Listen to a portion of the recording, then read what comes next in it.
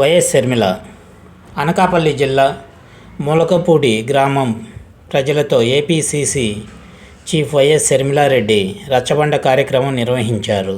ఈ సందర్భంగా ఆమె మాట్లాడుతూ జగనన్న అంటే తనకు ద్వేషం కాదని చెప్పుకొచ్చారు.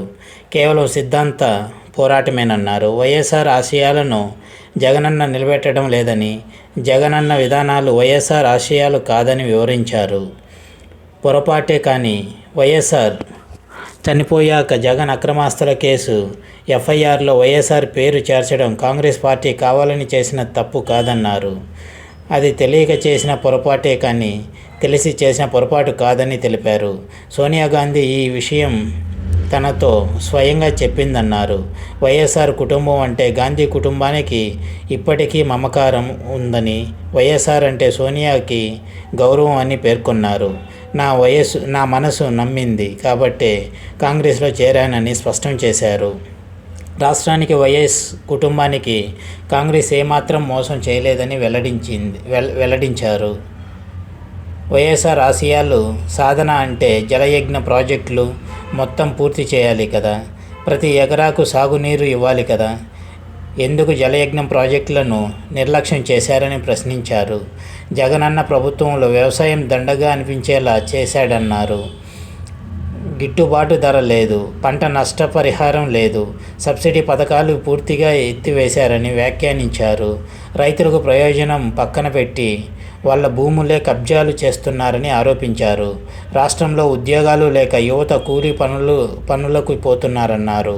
రాష్ట్రానికి హోదా వచ్చి ఉంటే ఎన్నో పరిశ్రమలు వచ్చేవని, ఇక్కడ 25 మంది ఎంపీలు ఉన్నారు, గాడిదలు కాస్తున్నారా అని విమర్శలు గుప్పించారు. బీజేపీ రాష్ట్రాన్ని మోసం చేస్తుంటే ఒకరోజు కూడా ఆందోళన చేసింది లేదని ఆగ్రహం వ్యక్తం చేశారు. ఎంపీలు రాజీనామా చేసి ఉంటే హోదా వచ్చి ఉండేది కదా అని నిలదీశారు. బీజేపీ మీద దండయాత్ర చేయాల్సింది పోయి వంగి దండాలు పెడుతున్నారని ధ్వజమెత్తారు.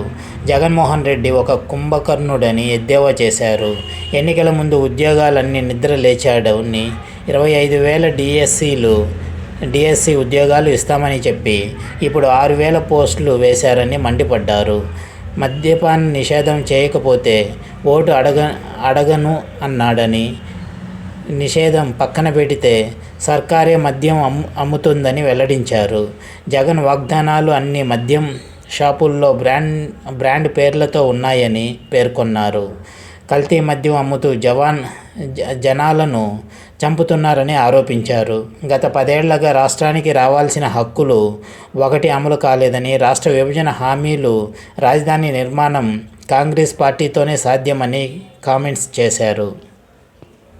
ఇది వ్యూవర్స్ షర్మిల వ్యాఖ్యలు.